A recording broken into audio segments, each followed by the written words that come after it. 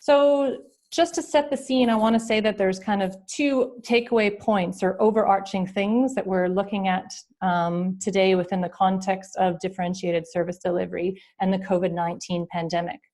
The first is just to note that many countries around the world, including many of the CQUIN countries, have declared a quote-unquote state of disaster. And so that is the context in which we find ourselves. The second is that it's really, really important and in fact critical at this moment that we're reducing the risk of infection both for people living with HIV or recipients of care, as well as our healthcare workers. And so this is the framing for much of the webinar this afternoon. Today's agenda is jam-packed as always, and so we are appealing to our presenters to stick to time because we would like some discussion. But we're going to focus, as I mentioned, on these facility-based adaptations. So first, we're going to hear from Lynn Wilkinson, a colleague of mine, on an overview of facility preparedness and adaptations to facility-based DSD models. We're then going to hear from two colleagues based in Kailicha, South Africa, Dr. Claire Keane, who will tell us about adaptations to facility-based models, and then from Koliswa, who's going to share her experience from the field as a lay counselor.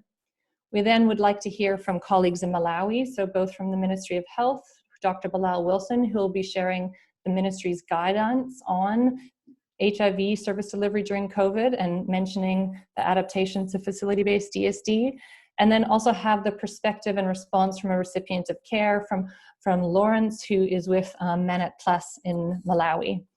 So without further ado, I'm going to go ahead and turn over to Lynn, who will be the first to share slides with you today. Thanks very much. Go ahead, Lynn.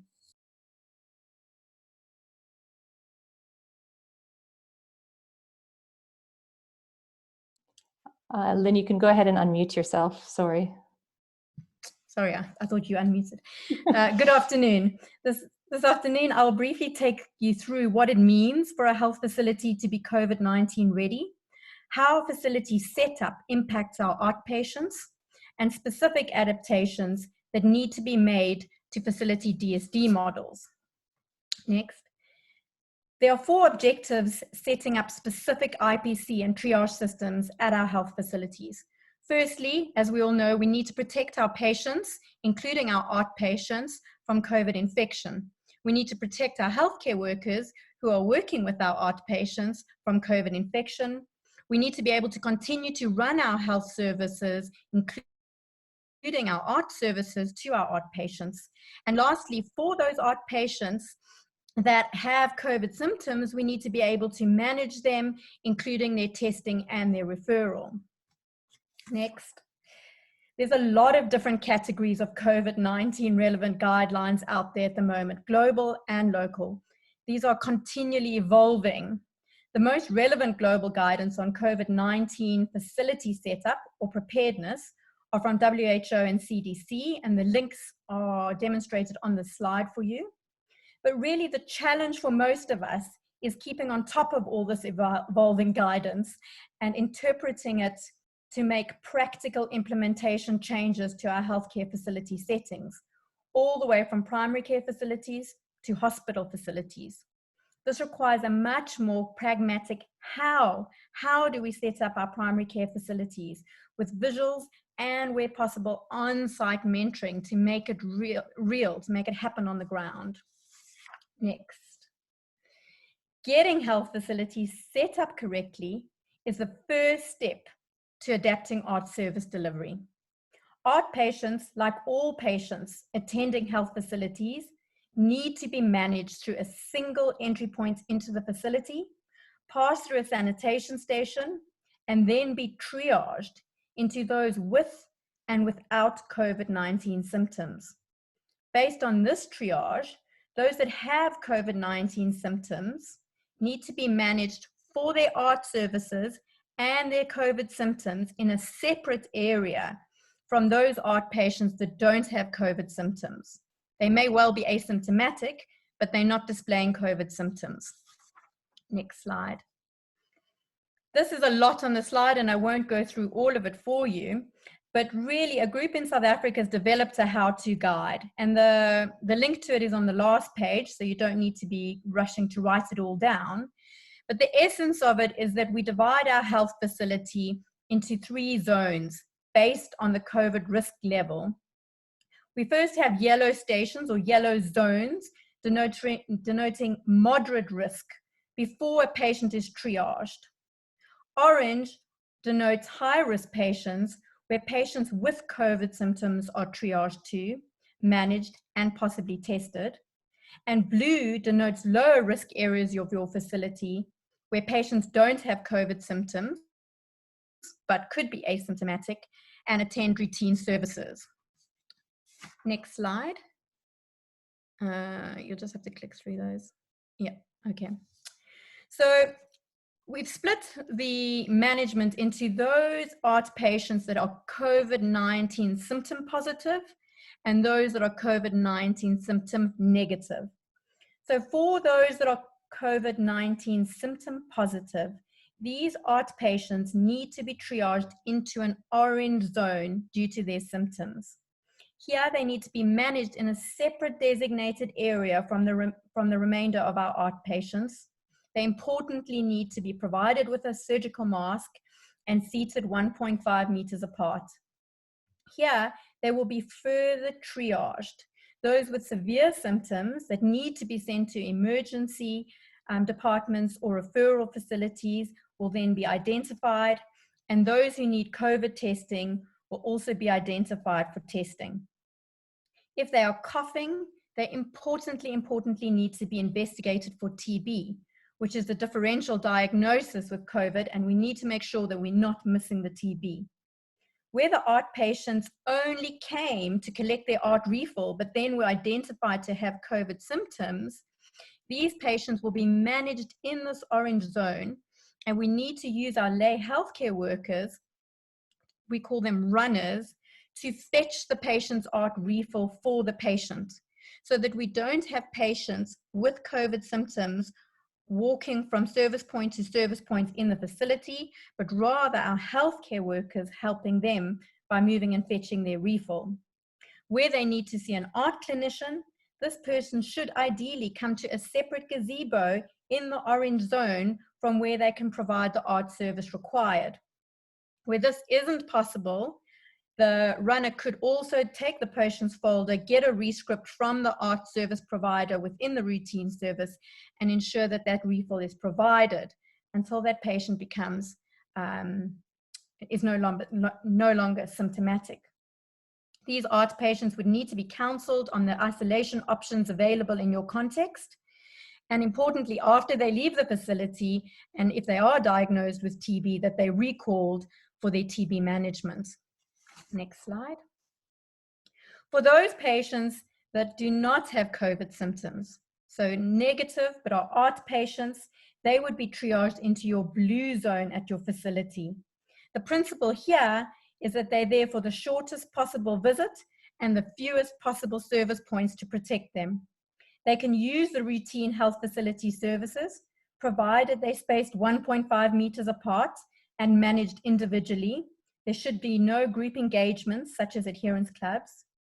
For those that are only coming for a refill, facilities can set up outside collection points or fast track systems for all, not only the stable ART patients, providing the longest refill possible. For those who do need to see an ART clinician, ideally their folder is ready with the clinician, and if they are stable, they should be offered and enrolled into out-of-facility DSD models at their visit. Next slide, please. Here I've tried to demonstrate visually for you how a primary care facility can be set up to reflect this system. Patients pass through the yellow stations, which is the entrance into the facility, the sanitation station, and then their first screening station. Thereafter, your ART patients that are symptomatic are passing to your left into your orange zone of your facility. This is usually external to the facility buildings where they are managed. Your patients that are not symptomatic can then be managed within your normal routine services on the right in the blue. And you will see we have also got a dashed square, which could be your external refill station for your patients who do not have symptoms. This is a lot of information that I've passed on to you. Next slide.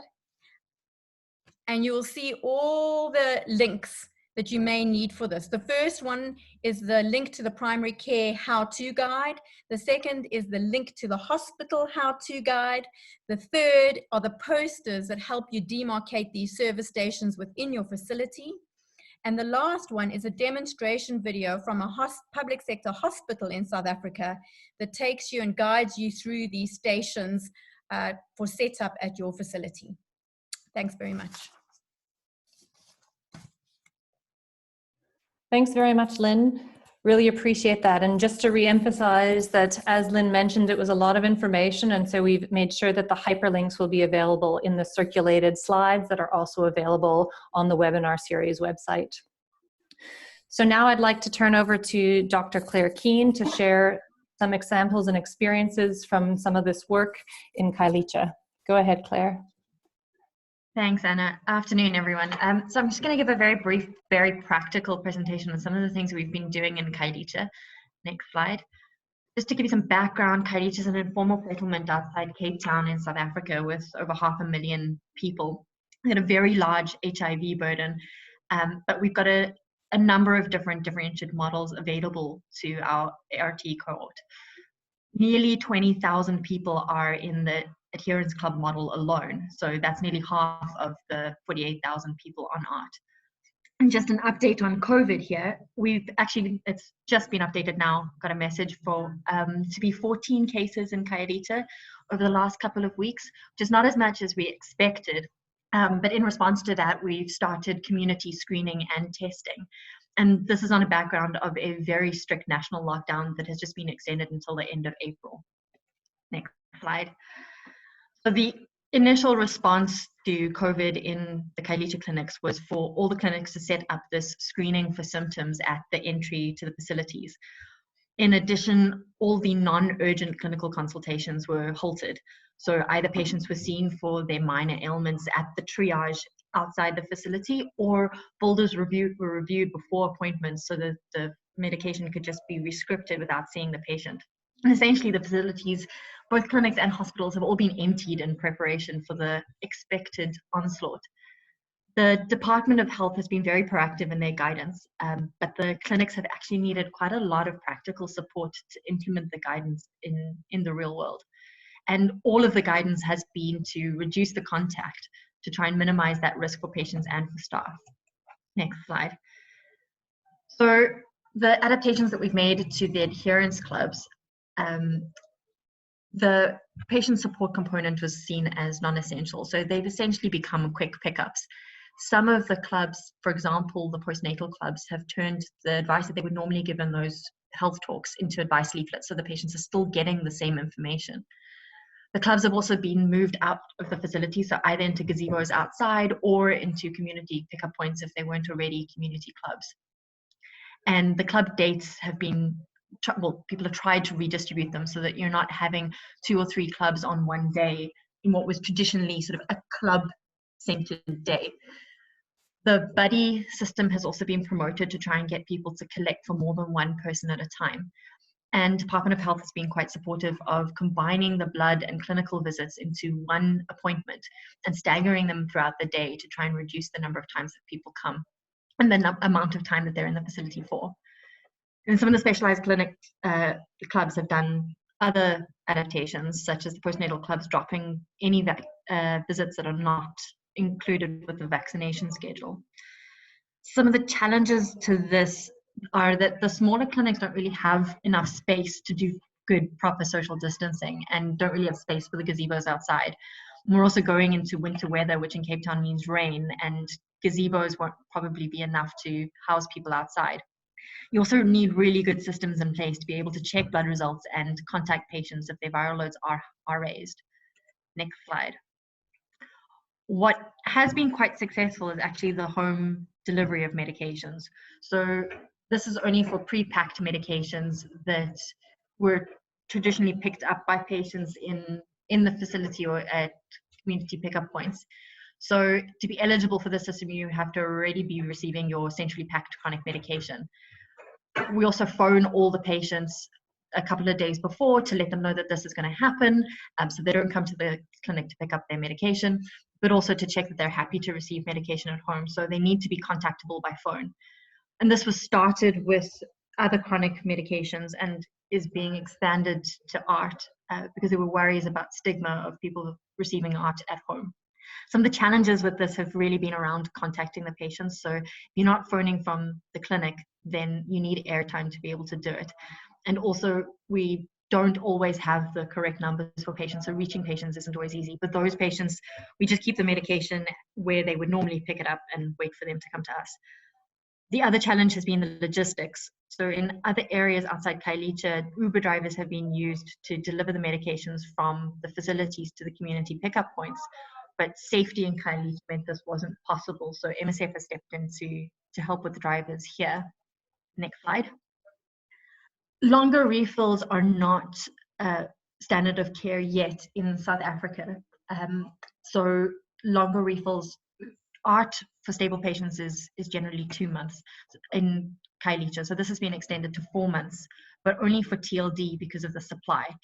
And the shortage of TEE means that it requires a switch to TLD, which in turn means that patients need to be clinically reviewed. So either if they've got a club clinical scheduled soon, or opportunistically if they come to pick up their medication. Otherwise, patients need to actively be brought back to be reviewed for switch. And what's worked quite well are group information sessions, so that the information can be given and consent can be taken to switch them to TLD. The other thing that has been very helpful is that now scripts are valid for 1 year, which really just reduces a lot of workload around supporting the club process. Some challenges around longer refills have been around staff needing a lot of convincing that this is a good plan, because it means a lot more work now for less work in the future, or fewer patients in the facility in the future. And they've needed a bit of manpower to get it going. The pharmacy also needs to make sure that they're monitoring very carefully, so that in 4 months' time, these patients are getting the right medication. Next slide. Another important sort of option is to make sure that community care is still available. So outreach, initiation, and management of ART, as well as other services, so that people don't have to come to the facility if they can avoid it. However, this is quite a high resource option in terms of HR. Next slide. The key messages really that we've been sort of focusing on are that in the time of COVID, patients that are living with HIV really need to be on effective treatment. And that effective ART really depends on good adherence. So we can't forget people living with HIV during this time. And we need to ensure that they maintain their access to quality HIV care. So the health system needs to really support adherence, but also at the same time reduce the risk of COVID. So the expansion of differentiated models really does facilitate both of these at the same time. And we just need to make sure that we're focusing on the people that are really vulnerable to COVID and having more severe COVID, but also vulnerable during this time where we're in an emergency response and all the services are up in the air.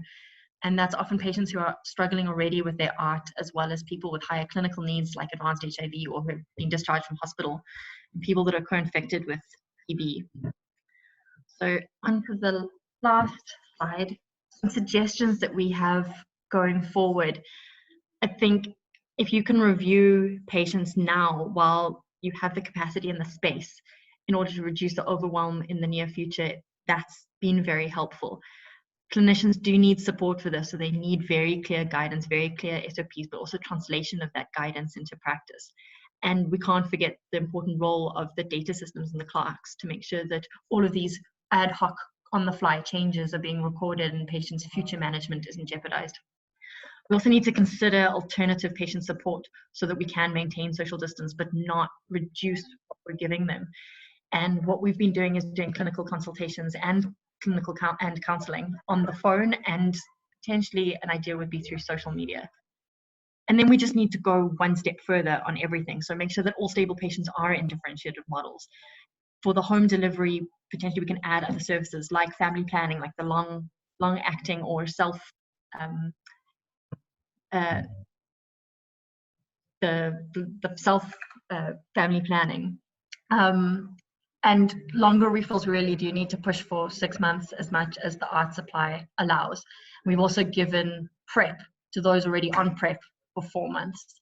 And then just on a poster that we presented at CROI this year, where we found that patients with a high viral load in clubs were more likely to resuppress if they stayed in clubs than if they went back into the facility care. And so one suggestion could be to just for now leave patients with a high viral load in their clubs. And lastly, just really, we need clear messages, and that anyone who doesn't know their status at the moment is eventually going to need to be tested. So we need to think about self-testing and initiated. So we need to think about how we will do that. Thanks very much, Claire. I know you're sitting right there with Kaliswa, so without further ado, happy to turn over to her and hear her experiences. Thanks so much. Good afternoon, everyone. My name is Kaliswa. I'm a lay counselor. I will just have to give you a background about me before I continue with my experience from the field. I was diagnosed with HIV in 2006, so I'm living with HIV for 14 years. So I'm a counselor who's working at home, not in the field. Because of the COVID-19, I was diagnosed with lupus arthritis in 2017. So what I really do at home, I'm calling the patients, those, especially those that are in clubs, then those that they don't need to be seen by a doctor or a nurse all the time. So I'm calling those patients for them to agree if they want their parcels to be delivered in their homes. So most of them, they agree. So then I just double check their addresses if they are still the same, because sometimes you will find out in the folder the address is not the same. So I need to know if the address is still the same for the delivery. So they will, if it's not the same, then I will write the right address. And then I'm calling the patients 3 months before their date, so that the people that are delivering their treatment would get their treatment. And then the experience that I got from the patients that I'm calling, they are very excited that they are getting their parcels in their homes.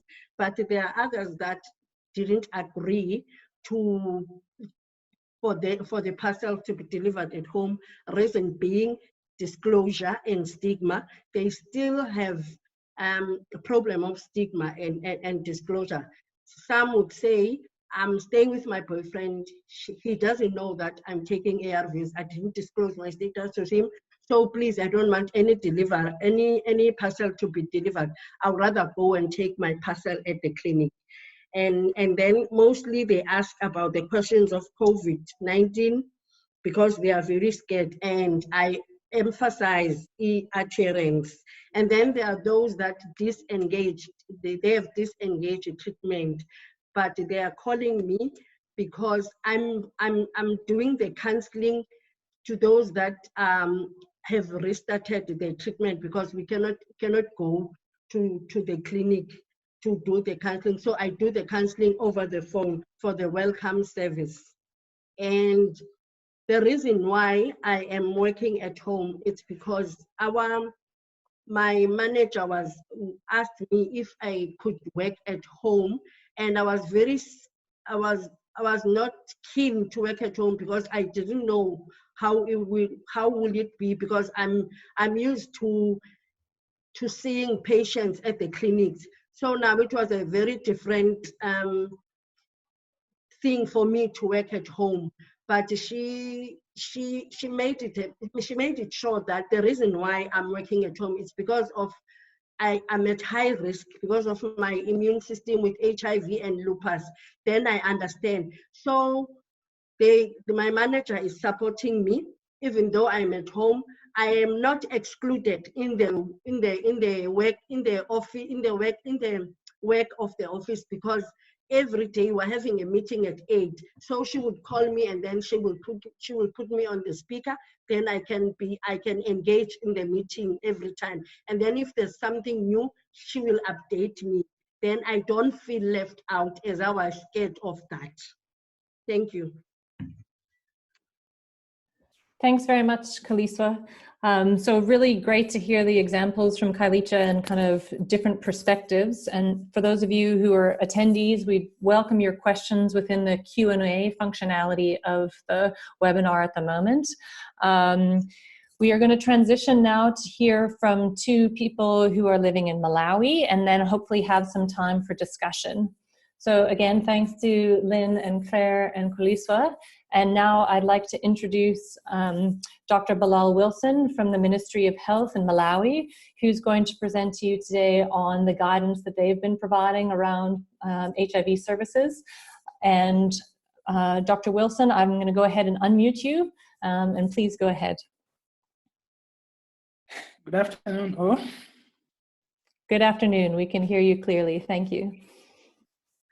All right. Thank you for making your time to listen to our presentation. So I'll take you through our ministry's guidance on adapting facility-based DSD during the COVID-19. Next. So following the WHO declaration of outbreak of COVID-19 on the 12th of March, yeah, Malawi did the same on the 20th of March. Yeah, basically our president declared a national disaster in the country. And following this, there was a special committee that was formed. Yeah, and that committee is mandated to overlook the preparedness of a number of sectors in Malawi towards the COVID-19. Yeah, and it has a number of clusters, and one of the clusters is the health cluster. So following the formation of this special committee, yeah, we as Minister of Health, we also thought of issuing a guidance to our providers and to our patients on the ground. Yeah, and then 2 weeks later, that's when we recorded our first COVID case of COVID-19 case. That was on 2nd April. Yeah, and as of 8 a.m. today, we have a total number of 16 cases and 2 deaths. Next.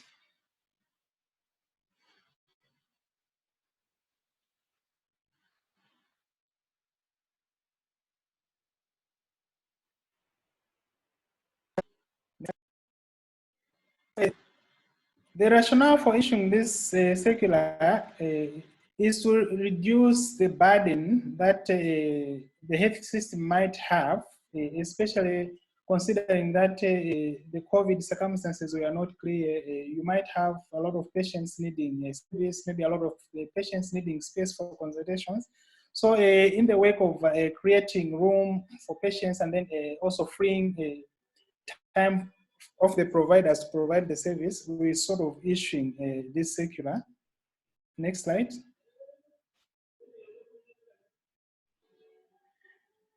Yeah, so on the circular, basically what we are targeting is to minimize the contact between the health workers and the clients at the facility. And then let's say they have a contact, we're also trying to reduce the time the patients and the providers are in contact. And then some of the measures that we put in place were to ask providers to be opening the ART clinics on a daily basis, because quite a number of them, they just open once a day. So you have like a number of patients being seen on that particular day. Then we thought that if we open the clinic on a daily basis, at least to sort of decongest the number of patients being seen at the clinic. Yeah, we also advised of screening all patients before entering the facility, especially for cough and fever. And then for the ones that have symptoms suggestive of COVID, you provide them with masks. Yeah, we also extended our 6 months dispensation to patients that are on TLD, and the patients that are on abacavir, lamivudine, and dolutegravir as well, both for pediatric and adult formulations. Because initially we are dispensing the 6 months DSD only for patients that were on TLD. So this was like an extension to 2 more groups that are on different regimens so that they can be getting their 6 months medications. Just an emphasis on this one, when you say a 6 months dispensation, we mean the actual dispensing out of the ARVs, not just a script that maybe at a pharmacy. This is the actual dispensation of the ARVs for 6 months. And then we also issued a recommendation that children that are suppressed on 2P, they should remain on 2P, but the ones that are not suppressed on 2P, they should be prioritized to be switched to LPVR-based regimens. Yeah, this, of course, has been an issue due to the overwhelming demand of sub-Saharan African countries in terms of the LPVR-based regimens. Yeah, we sort of placed a lot of orders at the same time with other countries, so the manufacturers are not able to meet the demand. So because we don't have enough supplies of the LPVR-based regimen, we thought of prioritizing it to kids that are failing on 2P. So previously, we are prioritizing the same regimen even to kids that are just starting ARTs. And then we also chose a number of clinics that even if they're suppressed, they could also be switched to LPVR-based regimen. But then with the COVID, we sort of just prioritize to the ones that are failing. Next slide, please. Yeah, so in the wake of the same, we sort of grouped our HIV services into essential and non-essential. So with the COVID, our stand is that the essential services will continue, and the ones that we deemed not essential, they should be suspended with immediate effect. So the ones that were deemed to be essential, ART services, PMTCT, and sexually transmitted infection treatment. Yeah, we also deemed targeted viral load testing for patients with a suspected failure or after an initial high viral load as an essential service. Yeah, we also deemed a provider-initiated HIV testing for high-risk patients. Let's say the ones that are presenting in TB clinics, STI clinics, malnutrition clinics, those ones we deem them as high risk in terms of being positive for HIV. So we deemed testing in those specific clinics as essential and should continue during the COVID. Yeah, and a follow-up of HIV.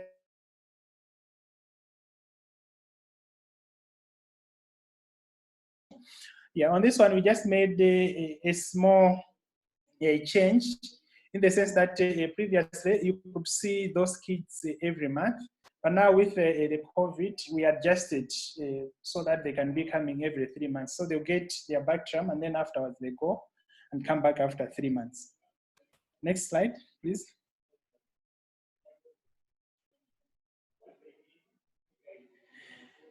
Yeah, and then in the group of services that we thought that are not very essential and they can be suspended during the COVID. Yeah, the first one was VMMC, that's a voluntary medical male circumcision. Yeah, of note is that with this one, patients that were circumcised already and are being followed up, even during the COVID, they can be followed up until they recover, they heal completely. But for the new clients, we suspended the VMMC. Yeah, we also suspended the new initiation of pre-exposure prophylaxis for HIV, and we also suspended TB preventive therapy for new patients. But for patients that have been on TB preventive therapy, let's say for 3 months, then they can continue their treatment, whereby they will be given a 3-month supply so that they should finish their 6 months treatment. Yeah, we also suspended the condom distribution to walk-in clients. Yeah, but of note is that clients that present to the ART clinic or the PMTCT clinic or the STI clinics, they're able to access condoms from those clinics. But the ones that we just walk into the facility just to collect condoms, those ones we stop them. Yeah, and while stopping them, our plan is that those people will be accessing the condoms through other channels. Let's say either supermarkets or other places where condoms can be placed, but not inside the health facility. Yeah, we also suspended the routine scheduled viral load monitoring for stable adult patients. So this is the routine monitoring that we do after 6 months when someone starts ARVs, and then after every 12 months from the previous test. Yeah, we also suspended the teen clubs and other patient support groups that involve gathering of people. Mind you, here our enemy is that gathering of people. So the teen clubs have been suspended, but the support that the facilities give to their teens, they are continuing it through other means. Let's say through a visual means, either a Zoom call or a WhatsApp group where they can share their experiences and their questions and support. Yeah, we have also suspended active tracing that involves community visits. So this include active default tracing and then active default tracing and index case testing. That's in the case of HIV testing services. So basically what we are against here is going off the community and look for the clients. But if the providers can use mobile phones, for example, that is very welcome and it's happening. Next slide, please.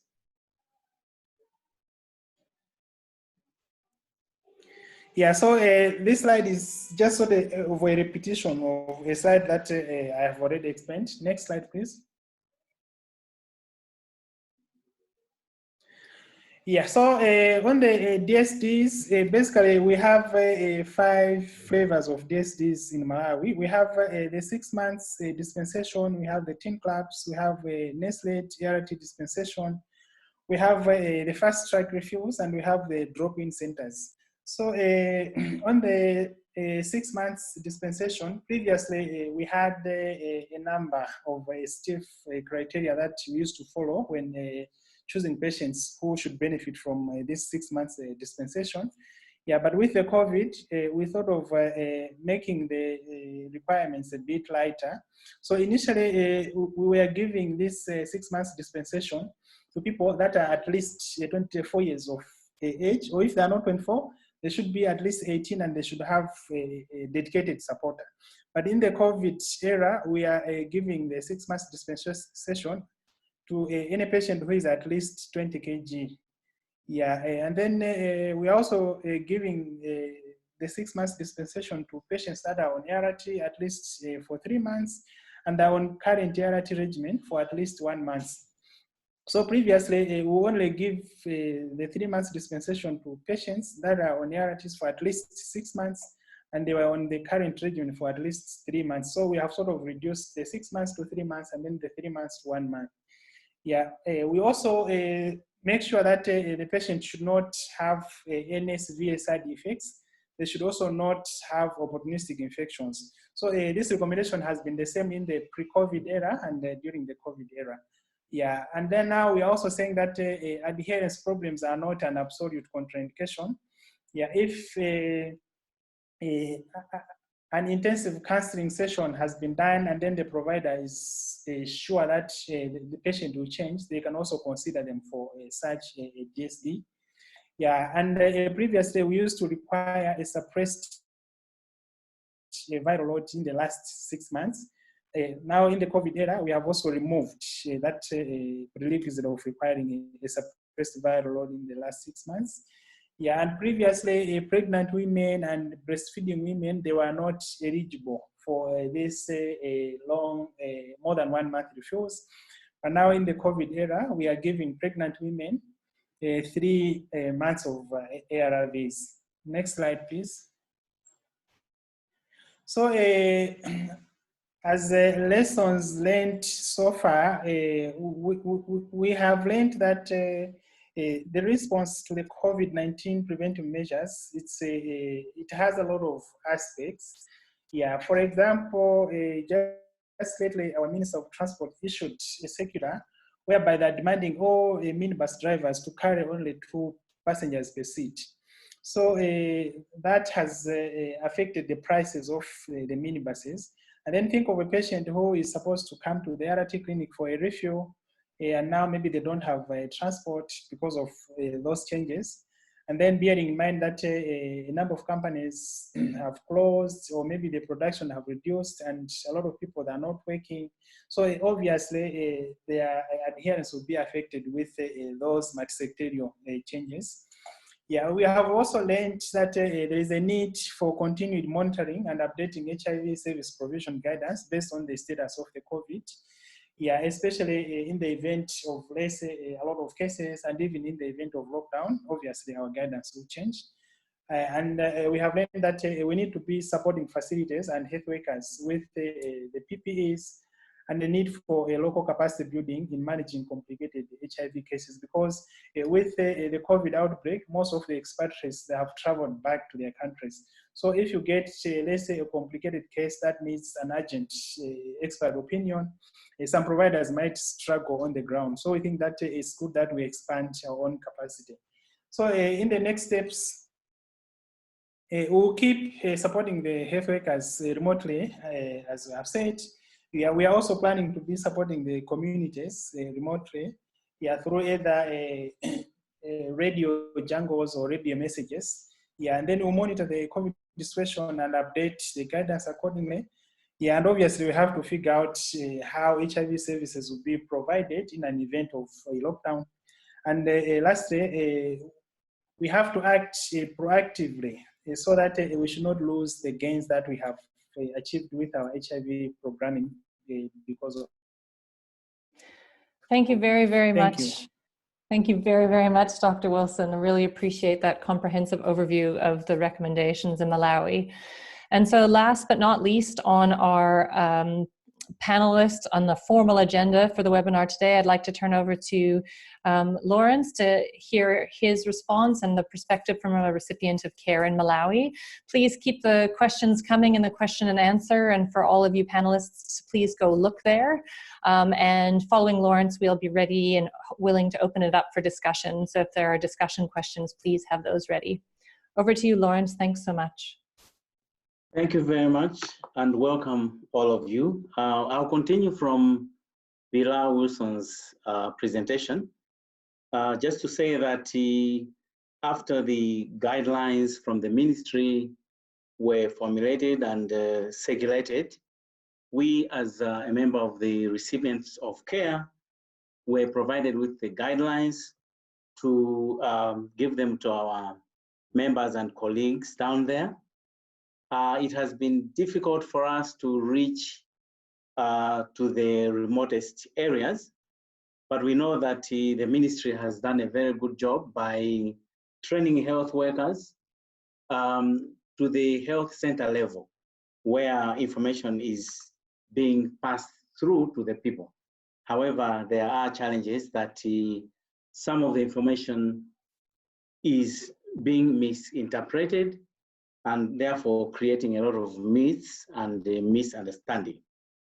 However, the formulation of these guidelines, we would have loved if recipients of care were involved to provide their input in terms of giving alternatives on like some of the issues that were suspended, some of the services that were suspended.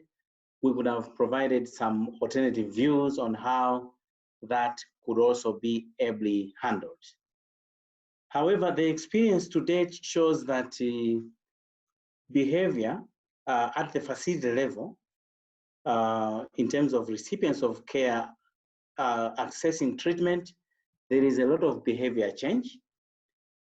People are adhering to the guidelines that have been set up by the ministry at health centers and clinics. So hand washing, maintaining social distance, cough etiquette, sanitizing, that is well observed. However, sometimes at the clinics, people are told to be in clusters of 10, and they are told to maintain a social distance. But sometimes we are experiencing some difficulties where people just mingle around, but when they are in the clinic, they are able to maintain social distance. So we see some challenges there that some of these regulations at the clinic level, they can be well understood and adhered to, but when the people go to their communities, they are not able to maintain the behavior. And then people have also welcomed the 3-monthly and 6-monthly ART refills, which are helping in reducing congestion.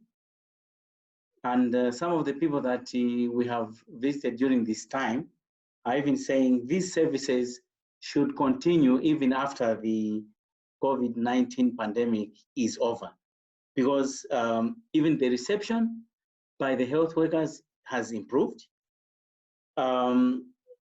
As they are enforcing the new regulations, I think service delivery has improved in terms of time. Dr. Wilson talked about people coming in there on a daily basis. That has helped, because in some cases, in some health centers, for instance, people living with HIV were told to come once a week, but this is really helping. However, support groups of people living with HIV are still continuing to meet to discuss and to encourage each other to adhere to treatment. Because one of the messages that is being given is that if you have high immunity, then that's better with COVID-19 as opposed to a situation where your immunity is low. So being on ART is a good thing at this point in time. So they have to encourage one another.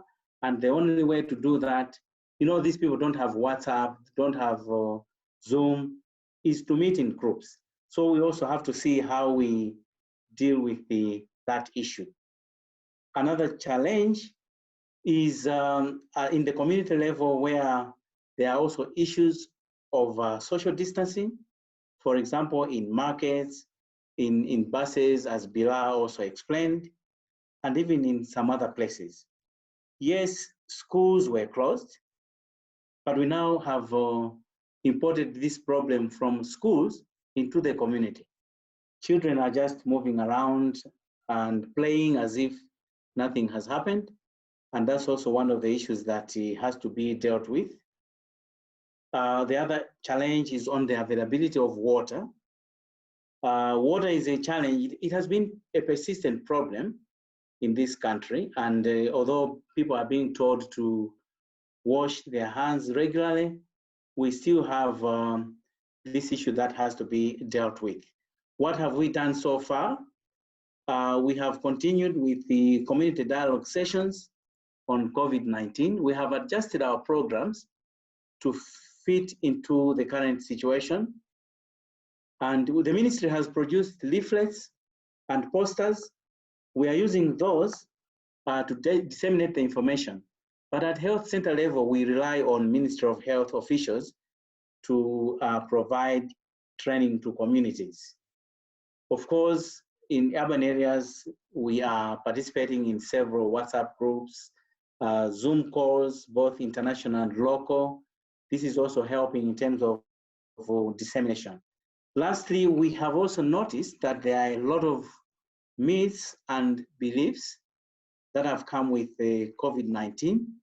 The first one is that people say that people who are on ART and are adhering to treatment are immune to COVID-19.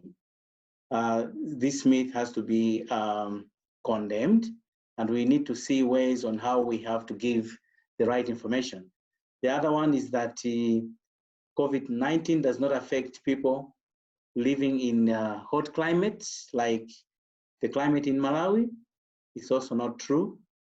And then some people are also saying that coronavirus cannot affect Black people because they have some immunity of some sort. And they are also talking about chloroquine, that it can treat COVID-19. So there are a lot of beliefs that we need to work through in order that people have the right message, and our collaboration with government is vital in that respect. That's the end of my small presentation. Thank you. Thanks very much, Lawrence. I really, really appreciate it, and really appreciate all the active dialogue also going on in the Q&A. During that last, Lawrence's great presentation, I had the opportunity to promote some of the attendees to panelists. So Rose and Clarada, welcome to the panelist room. Rose, I wanted to give you the opportunity to speak as well from Malawi just briefly because you'd raised your hand. So I'm going to go ahead and unmute you now if there was a point that you wanted to add. And then after that, Clarada, if you would be able to just give 1 or 2 recommendations from a country that's in lockdown to those countries that aren't yet in lockdown. And then I'll be asking for just a final word from each of the presenters today. Thanks very much. Go ahead, Rose. Thank you, Anna. We can hear you well. Thank you so much.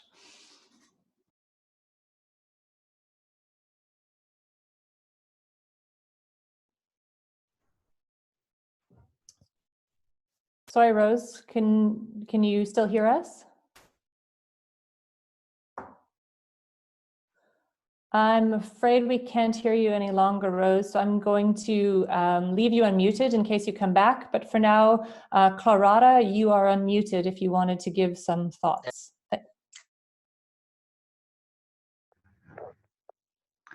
Hi, Anna. Thank you very much for the opportunity and for this platform.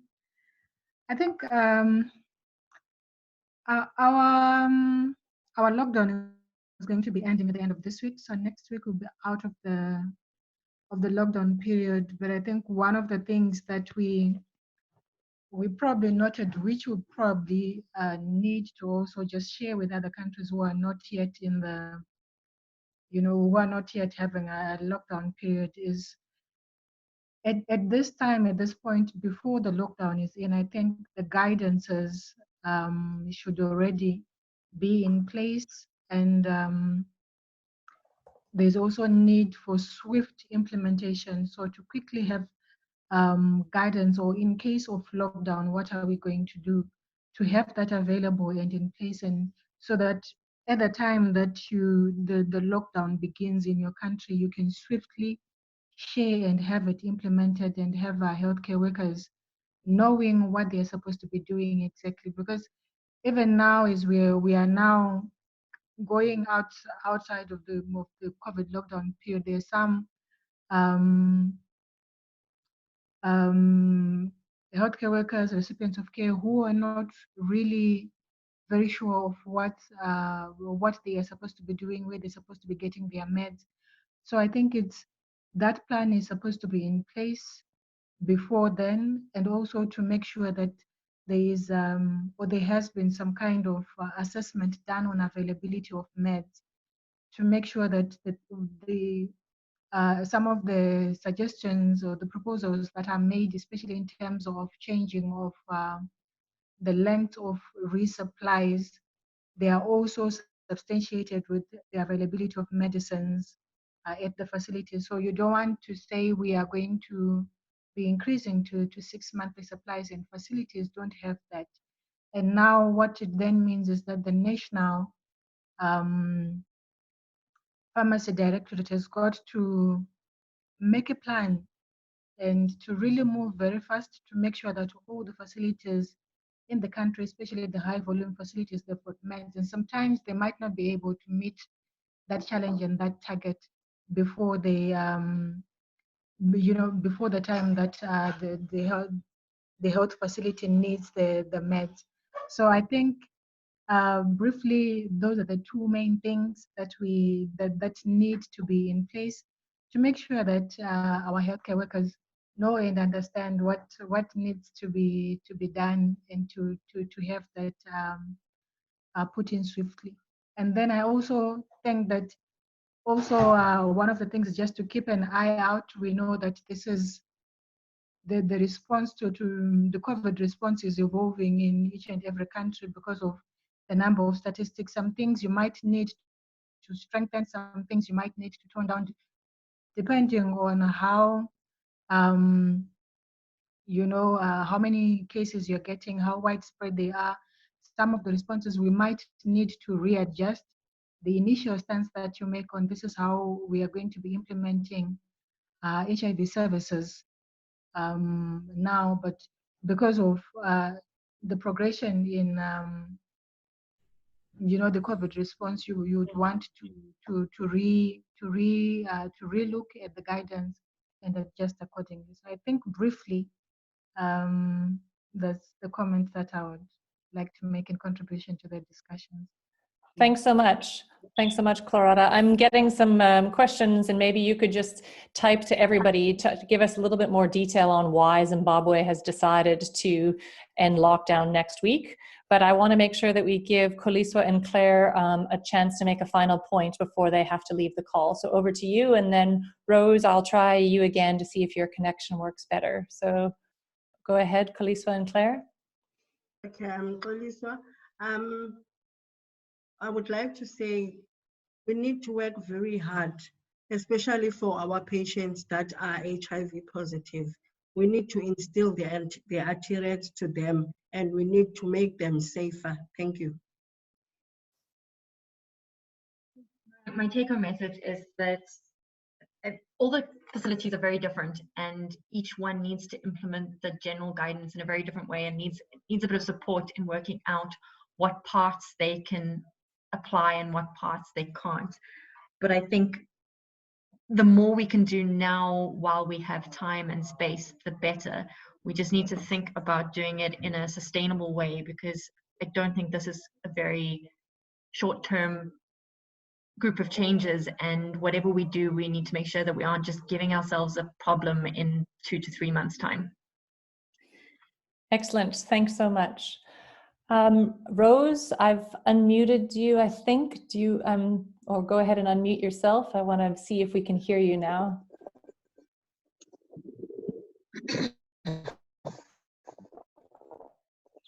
Hi, Rose, how are you?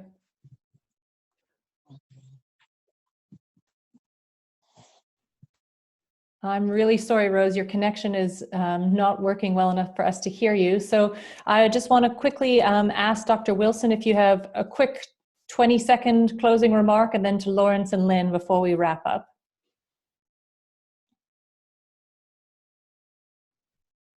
Dr. Wilson, I've unmuted you. Hi. Hello. Can you hear me? Go ahead. Yes, we can. All right, so my last remarks would be that the COVID is like an evolving thing. So we keep on learning and updating the guidelines. So it should be a game of helping each other how to do things better, not pointing fingers at each other. This is the first time we're having a pandemic in our HIV programming. So that's my last message to the group. Thank you. Excellent. So a nice cry there to work together. And Lawrence? I think my last word is that we need to continue with the efforts. As I said, that at the moment, the message is going up to the village level. And thanks to the health workers that have been teaching communities, the message is getting there. And the issue of hand washing, for instance, is even going to the remotest of the villages, which is very encouraging. Thank you. Great. And Lynn, over to you. Or Rose, go ahead. I just wanted to add. Oh, Rose, I'm so sorry you cut out just after add. I'm not sure if there's a way for you to type, but Lynn, go ahead and unmute yourself. Okay, so my last point, I think, is just to summarize what many of us have been discussing over these webinars over the last 3 weeks. That we really leverage our DSD principles, we reduce our outpatients visits or contact with the health facilities, buy longer refills and out-of-facility models, but we must still manage the patients and our outpatients and our people living with HIV that are coming to our facilities. And that means we need to protect them by triaging those with COVID and without COVID symptoms, and making sure that we've got management processes in our facilities to keep the two groups safe while we are attending to them. Thank you. Excellent. So thanks so much, everyone. You'll see the final URLs on the slide deck here, and we'll be able to share more. We've heard from Clarada that they're working on the initial guidance that's been given by the president, and they'll be reviewing some more things before ending the lockdown in Zimbabwe, so more to follow. Thank you to everyone who's on the call and who's convened the call, and to our CQUIN colleagues and ICAP at Columbia.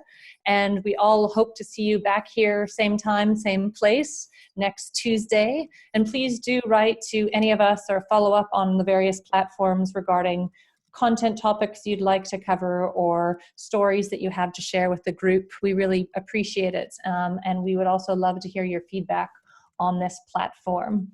So without further ado, we'll see you next Tuesday, and we'll see you 24 hours a day on WhatsApp. Thanks, everybody. Talk to you next time. Bye.